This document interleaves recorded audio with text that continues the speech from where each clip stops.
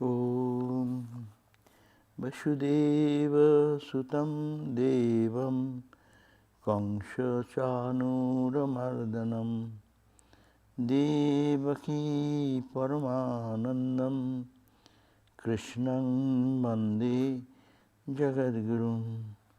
Om Shanti Shanti Shanti. I salute Lord Krishna, the world teacher, the son of Vasudeva, the destroyer of Kangsha and Chanura, the supreme bliss of Mother Devaki. Om, peace, peace, peace. So we are on Bhagavad Gita and we are in chapter 4. We read the other day about who is called a Pandit or a person of wisdom, person of knowledge.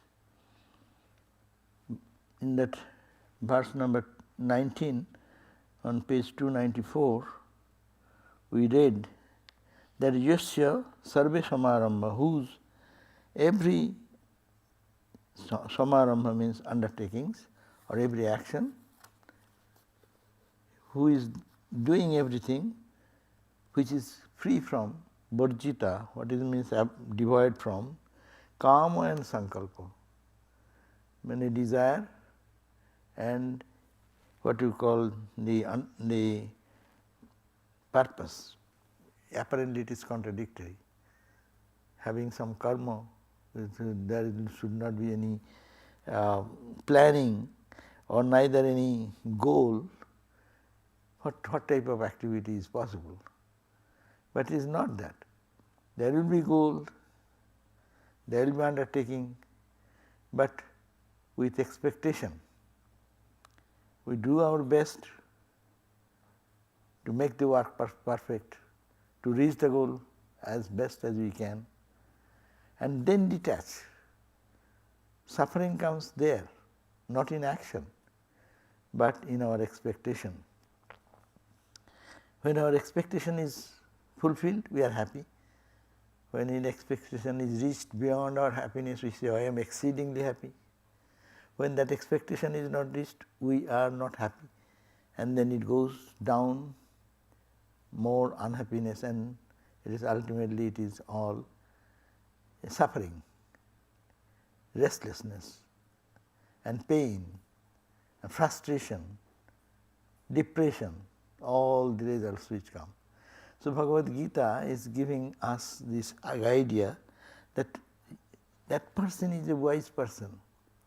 They are not talking about samadhi, because we live in karma, we live in the world of action. So what he is saying that he will have to do work. Any embodied being must have to work. Even we are sitting, we are not that we are sitting idle. Our mind is working, our breath is working, energy is going on, prana is working. So it is all the time work going on till this body is detached from the self. No? So this action is inevitable, but we are in action and in suffering, or sometimes ups and downs of our life because of our achievement, accomplishment, failure. But how can we do work with full energy and be free? Freedom. With freedom, this expectation of the result destroys our freedom. So that's why, can we keep the freedom, and what is the way out? An idle person is not in consideration of the Bhagavad Gita. Arjuna was trying to do that, not to face the challenges of the war, to kill whatever is legitimate, and a king should perform the duties of his, to keep the principle of society's dharma intact. He was not willing to perform as a born in the warrior class of the king's family. But Sri Krishna didn't allow. He was made to work. See, and he said that, look at me, I have no work in the three worlds, but still I am always engaged in work. So you should get engaged into work. You cannot say, okay, I will retire and go into the forest and live a monastic life. And Krishna didn't approve of it. And that's not the purpose of life. Even see, we have become monks, but we have to be engaged in action. Because that is the principle, that how to perform the action and do it the best possible way we can do it, engaging ourselves in the fullest extent, at the same time as if no purpose. Why you did it? It came to me, I did it as a duty. Whatever comes, God's will, and puts me into this situation, I did it. And how to design it? Yeah, it is not, I will plan, if someone is given me something, I will have to do, how to do it best way I can do, planning, designing and everything. And expect, yes, as much perfection we can do, we shall expect. But after that what we have? What we do? We spend our energy about the result, outcome. Once it's done, outcome, what will come, it will come. But we engage our mind and our intellect into those type of troublesome thinking, and we create our own frustration and suffering. So he is not the person who is not learned to do that. He is not called a Pandit or a person of wisdom. Everyone does work as we do, but he is a special person, Tamahu. That person is called Pandit. By whom? Not we ordinary people, by Buddha. The wise people, the accomplished people or spiritually illumined people, they call them as Pandit, a scholar or knowledgeable person. Those whose karma, jnana agni dagdha karmanam. Dagdha means burnt, karma means the work ethics, work principle. Doing the work, by doing karma with the knowledge, working with knowledge.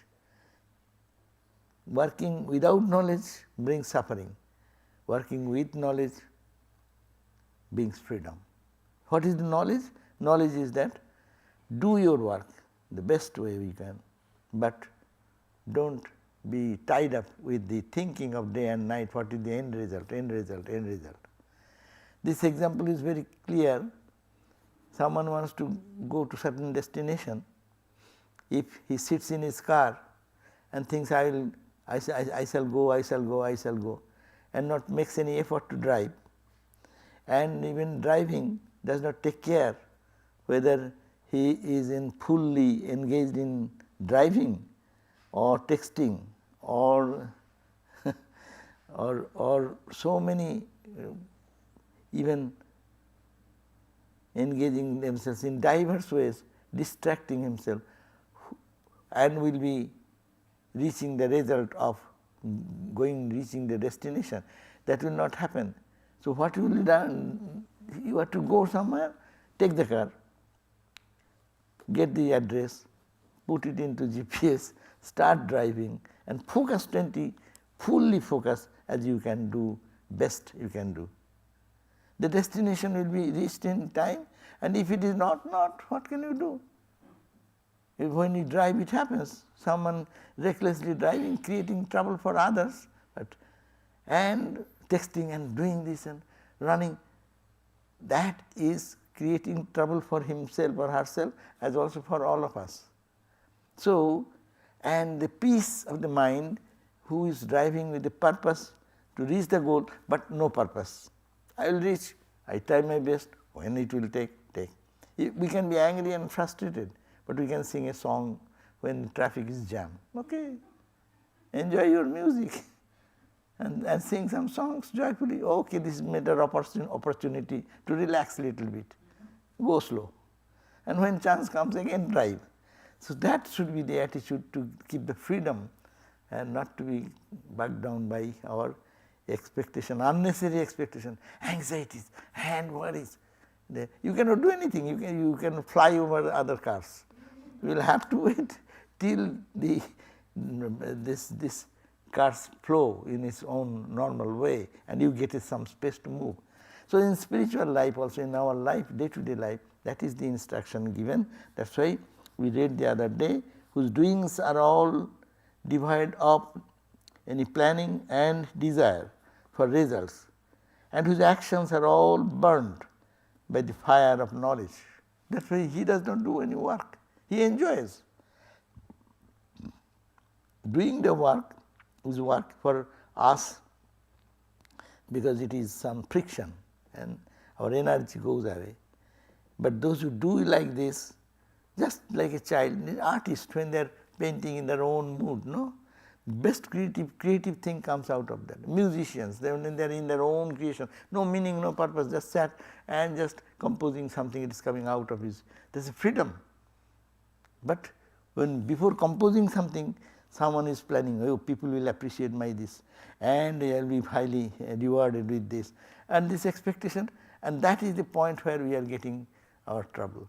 So the wise person therefore will be that, the sages call him wise, whose actions are all burnt by fire of knowledge, burnt away with the fire of knowledge that God alone is the real author of all that takes place in the universe. You do your best, something comes. A person of wisdom and knowledge will think, if he is a devotee, he will think it is God has created this universe.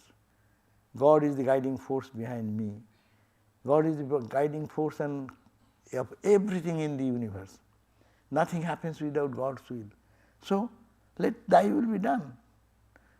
And O Lord, make me an instrument of thy hand. So that will be the knowledge. Here knowledge does not mean that the Vedantic way of understanding knowledge, but if you take it from that philosophy, we can explain that. But normally it is here knowledge means that knowledge, I am not the doer, God is the master doer, and he makes me this instrument, and I am happy to be an instrument, and whatever he wants to do, good or bad, it is his. No one blames the driver, a car, anytime. Always blame goes to the driver. When the police stops the car and gets a ticket, they don't give the ticket to the car, but he always gives the ticket to the driver. Bring out your driver's license. So they find the so who is doing, with the sense of doing, he gets the appreciation of good driving or bad driving. So who is the driver inside? So this knowledge, when it comes, knowing that everything is God is behind. He is guiding force of me. He is putting me into situation. I need not have to plan too much, but what comes before me, it is his plan, his goal. I am only as an instrument to perform this. What a grand idea. Action will be more perfect, activity will be more cheerful, joyful, and after performing that, joy will remain, because it is not me doing anything, it is God's will is working through me. That is the knowledge, and that is the person who is a person of peace and joy. The same idea is again we are reading today, verse number 20, which says, how is the wise man established in action? In inaction. When you are doing inaction, how one can be established? That is comes in this verse number 20. Tyaktva karma phala sangam, tyaktva karma phala sangam, nityo tripto niramaya, nityo tripto niramaya, karmani abhipravittopi, karmani abhipravittopi, naiva kinchit karoti sa, naiva kinchit karoti sa. Tyaktva karma phala asangam. Karma phala, the result of karma, that is the karma phala. Asangam is attachment. Attachment to the results or fruits of action, tyaktva, giving up, if one can do. It is an attachment, mental attachment. So if one can be so intelligent to think that I need not have to attach to the results will come, whatever comes. it comes. But I am attached means wherever there is attachment there is suffering. Simple formula of life is wherever we get attached, we attach ourselves. As I give the example, attachment example. Suppose you went to have a new car, you got it a new car, and you are bringing the car, or someone just touched it in one corner, a little scratch has come. What will be the problem? But suppose before giving the delivery, the car was scratched, heavy damage has happened by some reason before sale. You don't care for that, because that car is scratched, its ownership is the car dealer. The car dealer's problem is not my problem. But when it is handed over to me, I get my imaginary I consciousness attached to that car, a little scratch will create a scratch in my heart. So this is it is unseen thing, it affects our life. Really, anything, we do not know how we get attached. And that attachment is anything happens with which we get attached. With anything we get attached, anything happens there, I will be affected.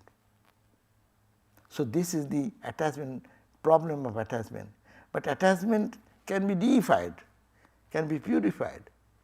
Attachment, I am loving what? I am loving this Atmartham, Panchadoshi also supports the idea that everything we love because of the Atman behind. We love our child, we love our friends. You feel the identification, yourself, you see a projection of yourself, some similarity there.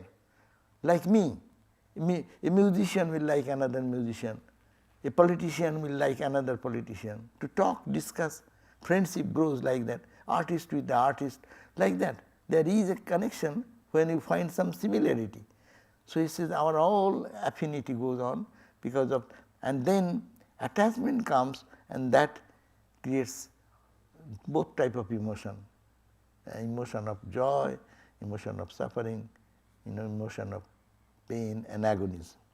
So, but that person who having abandoned all karma follow, karma is done, but result he is not attached himself or herself into that results of action, and he is nitya tripto, he is happy.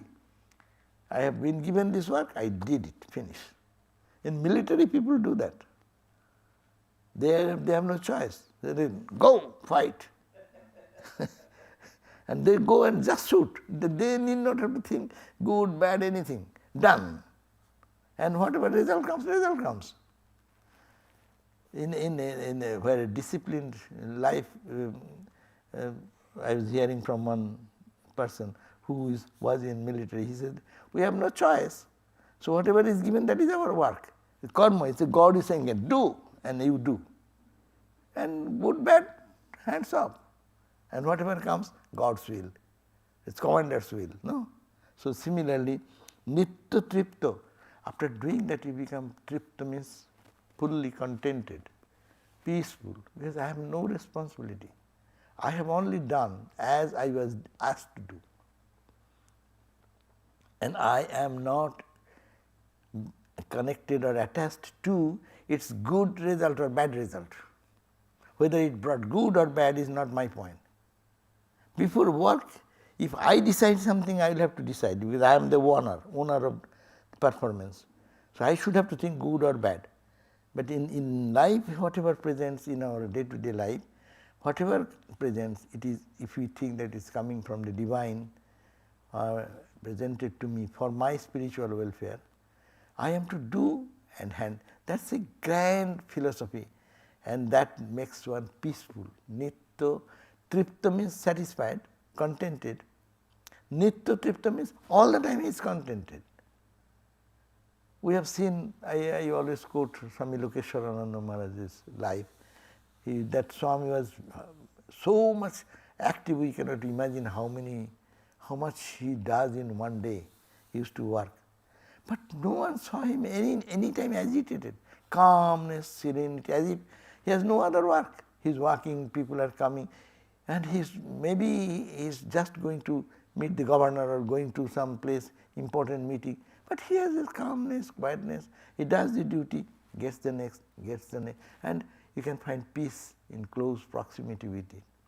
That means that person is a wise person. He keeps his contentment all the time. Life is for perfect contentment and peace. It is not, life is not meant for only jumping under the circumstances and being forced like a puppet in the hands of others, as we are because of our attachment, because of our expectation. So freedom can be enjoyed, that is why it says nitya tripta and nirasrayo. They don't depend on anything but God. Yes, I did it by anything good comes, thank God. Anything bad comes, oh Lord, it is yours. What can I do? You could have made me more better instrument, but you didn't do, so it is your problem. In both the cases, one can really, this is a way of detachment and learning how to be eternally peaceful in all circumstances, success or failures. Swami Vivekananda wrote a poem to my when she writes about mother. My play is done in that poem. That whatever is done, it is, you are my only refuge. You are the only refuge of me. And we need not have to take support from anything else but God. So, nirasrayo. Karmani abhipravitto. Karmani means multifarious activity. Karmani is bahuvachan. Bahuvachan means in multifarious, in multiple activities, being engaged in multiple actions, in number of actions. Abhipravitto is totally engaged in so many types of varieties of activity, being engaged in all of them, opi na eva kinchit karoti, so he feels I did nothing. My body and mind has done in Vedantic perspective, and I don't do anything. Is God made this instrument and the instrument worked. I didn't do anything. So I is my totally detachment of I. So this if one can really learn to abandon all attachments of the fruits of our actions and can remain contented whatever comes. Glory comes, success comes, failure comes. I have done my best, I am fully satisfied. That does not mean that I will not try again to make it more perfect. That is not the, rather it will be more energy will come. But I have no attachment for this if one can establish himself or herself in that. So this mind will be contented and peaceful, and he will not depend on anything because he knows that God is my support and God has given me the strength, I will do my best. Everyone's efficiency is different or everyone's capability is different, but I will do my best. That is enough, and I am happy with that, contented. And though we will find that he is doing so many works, but from outside I see him working, but internally he is not doing anything. He knows it is God's doing.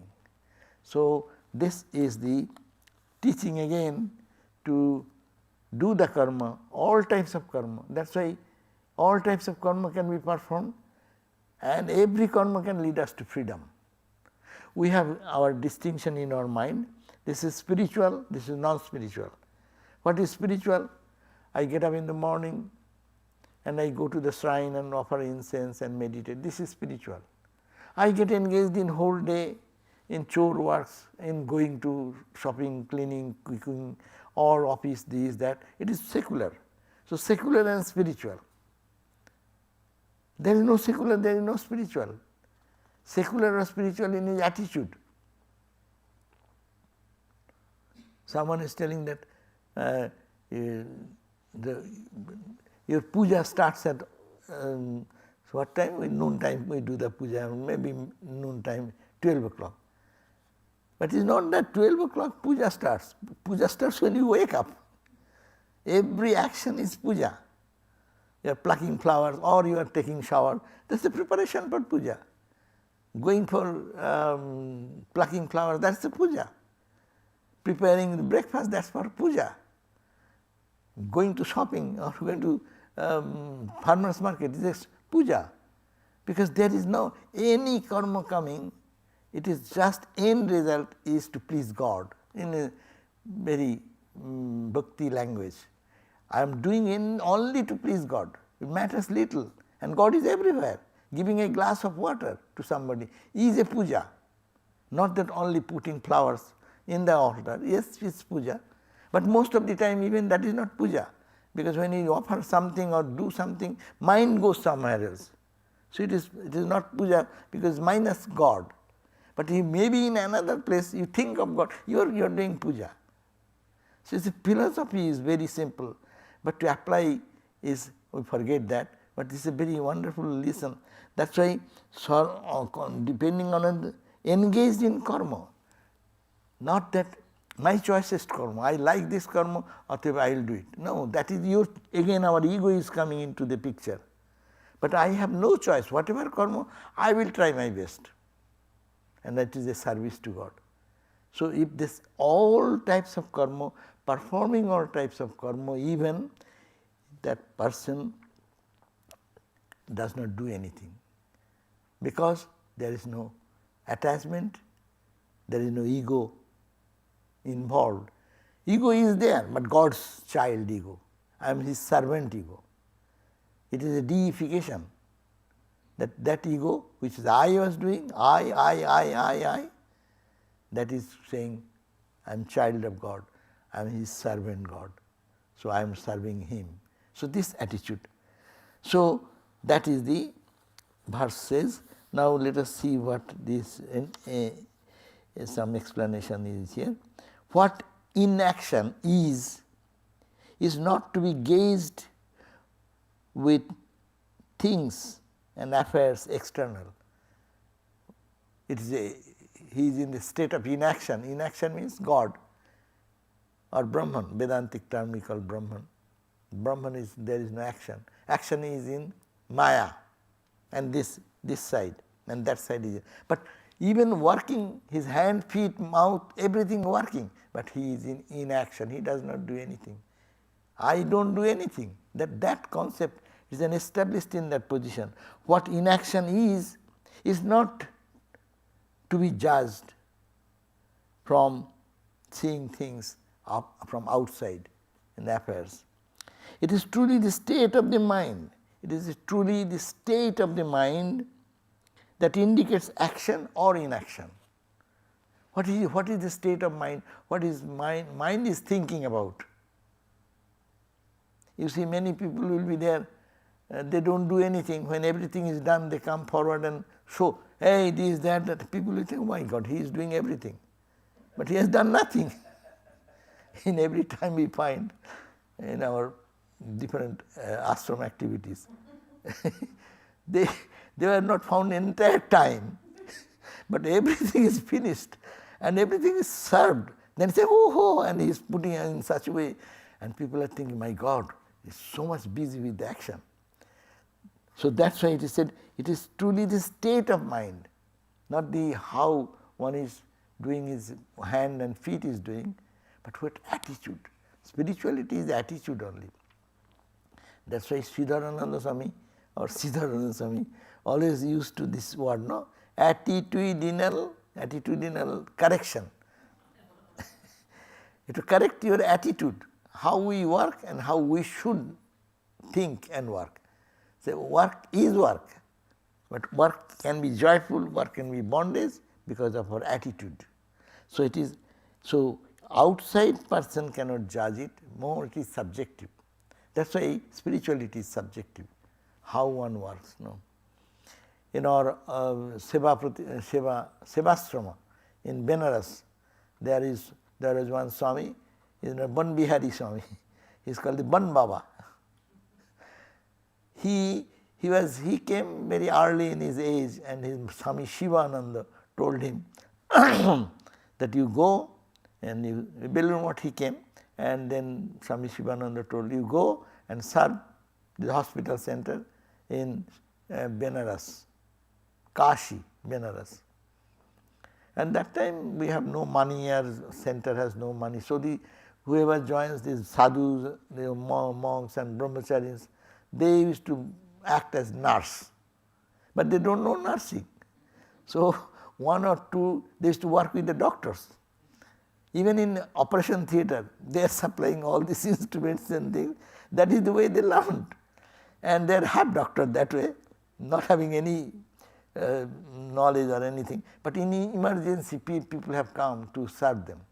And he now started learning how to, what you call, the bandage and other things, what is called.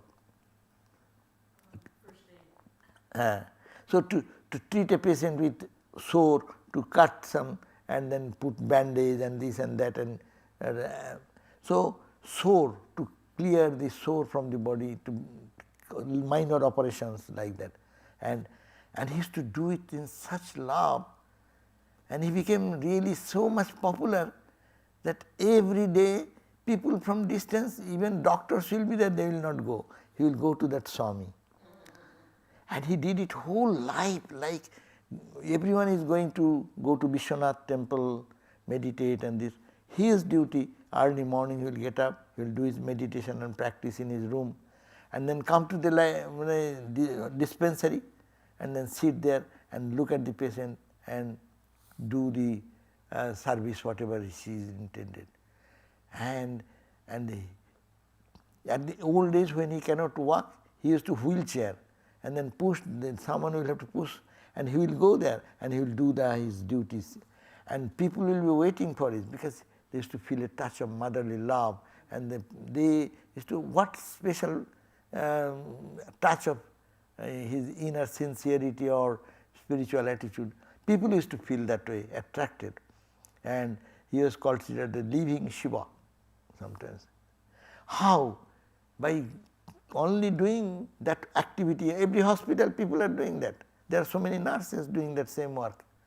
He was not a trained nurse, but what he did with the thinking of serving to other, or is serving God, or he is not doing for any other purpose. No name, no fame, no one gives him thanks or anything.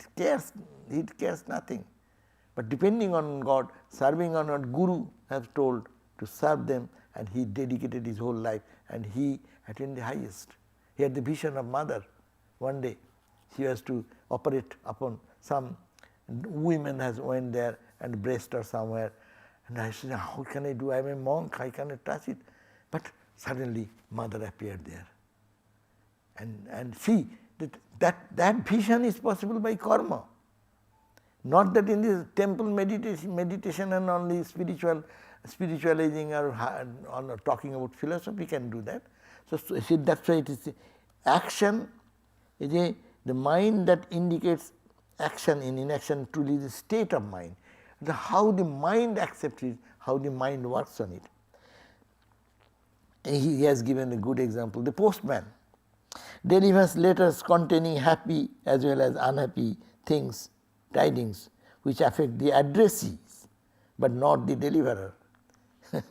Someone is waiting that I will have a letter will come, my appointment letter from a job. I am expecting it should come today, and whole day with anxiety he is waiting, no? But the postman comes, when he delivers, he is not affected, but instantly it goes to the person who is waiting for the letter. He will be so happy, even they call him to have some cup of tea. And something unexpectedly comes and you, my God, what will happen? No. But the deliverer, postman, is unaffected by that. See, it's an example. Really, he is carrying the message. He is the instrument to bring this message of happiness or joy. He is not involved. I give the example of the teller in the bank. Teller of the bank, how much transactions he is doing? Maybe 60,000, 100,000. Today one teller has have transactions like that, deposit, withdrawal. It matters little. But if his own account 10,000, not 10,000, even 100 is lost or it is gained, the reaction is totally different. Though he is handling the others' money, thinking it is no connection with me, we do that. We do this Vedanta practice. We do this Karma Yoga in our life. When it happens to the others, when it comes to me, because my attachment is coming into the picture and I am getting affected. But the same thing in a greater degree, it is being affecting the other person, but the teller has no sense of identification or joy or sorrow. So this is the bank manager may have some pride. Today we have good amount of new accounts have been opened for another few $1 million account. So my promotion will be there because promotion is there, my achievement is there. I will be given some prize for this. But the person who is uninvolved, there is no suffering or no excitement, contentment is the point. So the postman delivers, that's why, but not the deliverer. The wise man similarly engages himself in actions which are all according to him adorations to the Lord. It's all puja, all worship. The Swamiji says, worship is that, I am paraphrasing, that infinite struggle, pujatar, sangram apar, the endless struggle of life is puja, worship of God. Endless struggle of life. We are going through every day to endless struggle. That is puja, that is worship. It is all to given to God. So adoration, the wise man similarly engages himself in action which are all according to him adorations of the Lord. He has no desire whatsoever. Unattached that he is ever content. There is no need for him to depend on anybody, great or small. The man with this frame of mind is fixed in the state of inaction, Brahmajnana state. There was one saint in Benares and Ramakrishna met him. What is his name? Bhaskarananda Swami. He was a Brahmajnani par excellence. So someone asked him, who is feeding you? Then one devotee is feeding some, they brought some fruits and things to feed him. He asked, who is feeding you? He said, Kaun khilati, who is feeding? Durga Mai khilati, it is Mother Durga only feeds. She is the giver of all supply to everyone. He does not recognize the person. He thinks that is God's hand is working for that.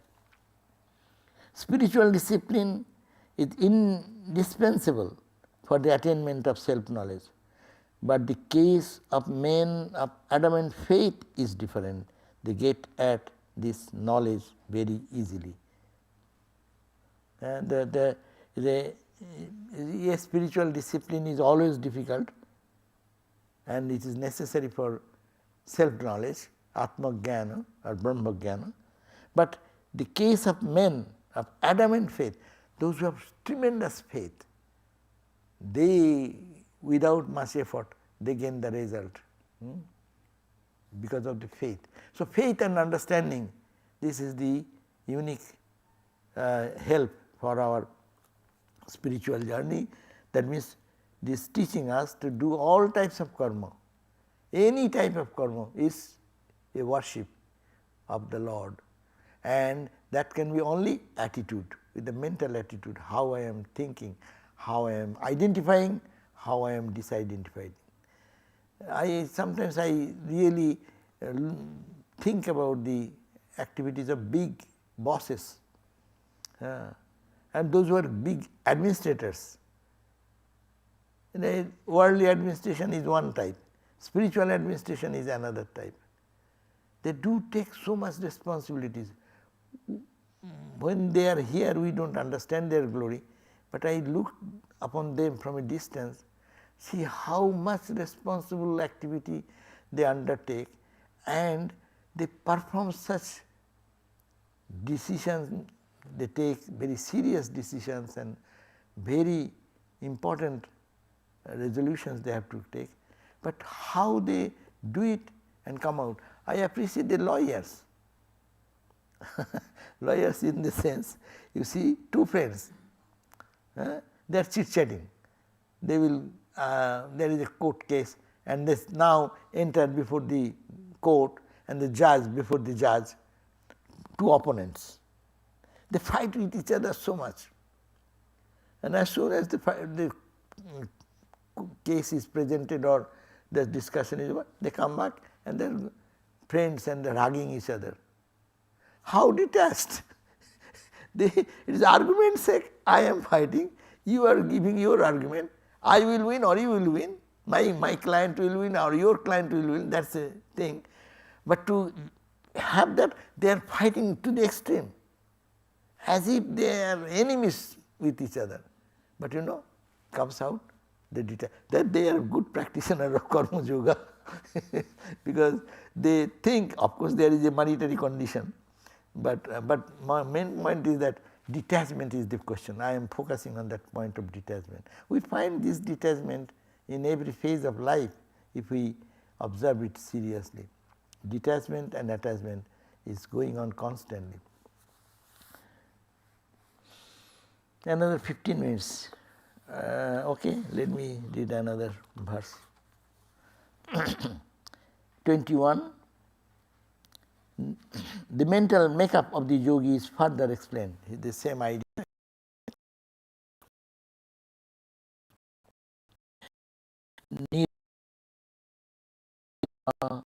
Nirashir yatachittatma tyakto sarva parigraha tyakto sarva parigraha sharirang kevalang karma sharirang kevalang karma kurvan apnoti kilvisham kurvan apnoti kilvisham. Nirashi, nirashi means asha, asha means hope, expectation. Ni means no. One who has no hope or hope no expectation, here meaning will be expectation, no asha. Jato chittatma, and his mind is controlled. Chitta, chitta means the mind. Mind has four faculties, chitta means here, mind, intellect, ego and memory. All are aligned. Jato, sangjato, control. When his mind, ego, emotion and understanding, everything is controlled, jato, self-control, takto sarva parigraha, and having abandoned all possessions, everything he renounces, everything which is mundane, everything which is little renounces, kevalam karma kurvan, and he does engage himself or herself in that karma, no apnoti kilbisham. Performing action, he does not get the doing bad karma or good karma. He has no good karma, bad karma, it is all spiritual karma. He does not gather any sin by performing anything because his ego is out. So, nirashi, he does not expect anything, and his mind senses are all controlled, means he has wise thinking what is good, bad, and his senses are not running like a greedy person or lazy person, either direction.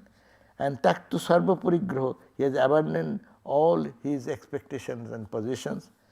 Sarinam kevalam karma, their body, they do the work through the body, and through that body whatever work they perform, they do not do any, incur any sin or incur any benefit of it. Neither they go to heaven, neither they go to hell, because they do not do the work. Work is not done by them because they have this self-control and they have no hope or expectation for us. So, hoping for nothing, his mind and self being controlled, abandoning all other possessions, performing karma by the body alone, he incurs nothing. That means he does his work, he thinks that the body is working, but I am not performing because he is not identified, his mind has control, his understanding is clear, his memory is also sharp, so he does not do any bad karma or good karma. That karma is classified as sin, which retards the moral and spiritual growth of man. Here sin is to be understood. What sin? Vedanta or Hinduism does not consider sin as that way as we understand in other religions. Sin means forgetfulness. Sin means I do not know my divine glory. I don't recognize God's presence. That is sin. Forgetfulness is sin. So karma is classified as sin, which retards our moral and spiritual growth of a person. That is a good definition. I am sinful. Why? But my action, my thought, my meditation, my prayer, my everything is retarding or taking me away from God. That is sin. And when it takes closer to it is called the what is blessings. Sins are all born of desires. So all the sins means all this that retards our moral and spiritual life, it is because of selfishness, little petty I, my ego. A yogi is he who has conquered desires, so he incurs no sin. This Brahmagyanis, they don't incur any sin because they have no ego. Ego is the cause of suffering. A child is maybe 7, 8 years boy or girl, not knowing anything, there was a gun or so it was loaded. The child does not know, and he just played with it, and a bullet came out and it hit somebody. Police does not come to take that 7-year, 5-year boy to the court case and give punishment, because he has no idea of ego. He does not do with any intention. These are simple examples. It may not, it is not very happening every day, but it happens sometimes. But that boy or girl is not being victimized because he does not know what he did. Even children, anything puts in their mouth. So it may be something which is dangerous for him to touch it. He can take it in his mouth, it does not matter, because he has no ego sense, he has no understanding. It is of course ignorance, not knowing. We know what is good and bad, but two stages, one below stage, another above stage. Our working level is in between, above and below. One is not knowing, as I give the child's example. Child had not developed that ego yet. But we are having ego, but above ego, that is the free zone. This is the free zone.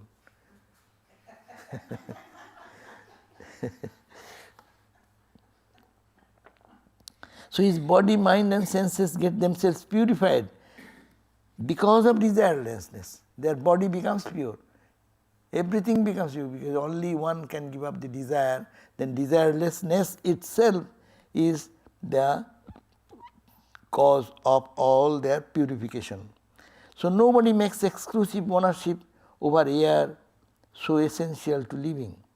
Similarly is the attitude of a yogi towards all bodily requirements, which he reduces to the bare minimum. So yogis, that's why, don't take care of their body. Their needs are very little also. I have heard that yogis can sleep for 2-3 hours a day, no? Swami Brahmananda and others, they used to live whole day, they are awake, but they used to give, even not Ramakrishna's life, if we read in the gospel, when he used to sleep, whole day he is there. I heard 2 hours, 1 hour is enough, whole day 24 hours. He is always awake.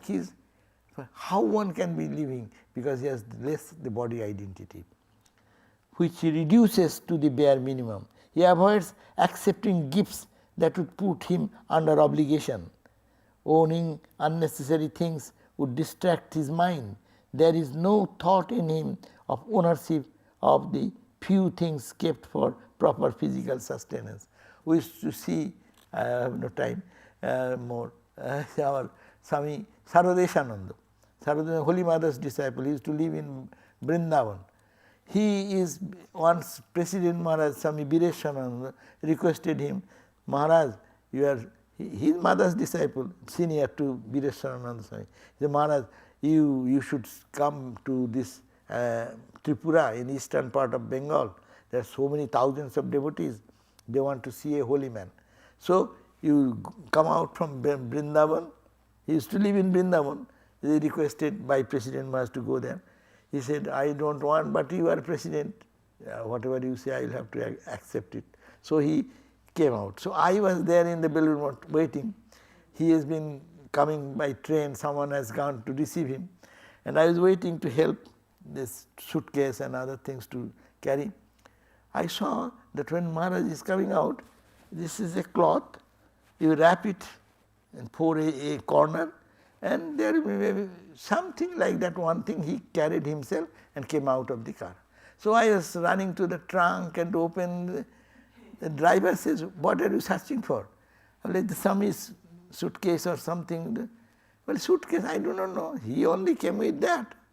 One piece of cloth staying for 20 years in Vrindavan. Now he is shifting to another department to go work. One cloth tied in four corners, you can carry in your hand, that much your possession. And then I really entered into his room and I find that is his position. What is the position? He has two pairs of single cut dhoti to wrap and one chadar over, three, and two t-shirts. These are all clothing. And one Bhagavad Gita, small Bhagavad Gita, and Upanishad.